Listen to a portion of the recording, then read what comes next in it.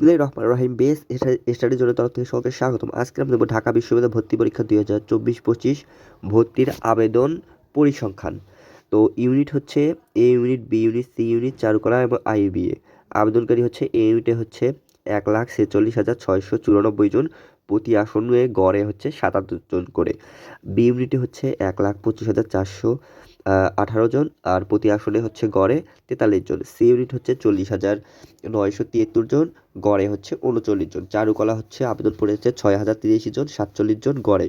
আর আইবিএতে আবেদন পড়েছে হচ্ছে 1,270 জন, আর প্রতি আসনে গড়ে হলো 86 জন। এটা হচ্ছে মোট আবেদনকারী হচ্ছে 3,29,038 জন। এটা হলো ঢাকা বিশ্ববিদ্যালয় আবেদনের পরিসংখ্যান।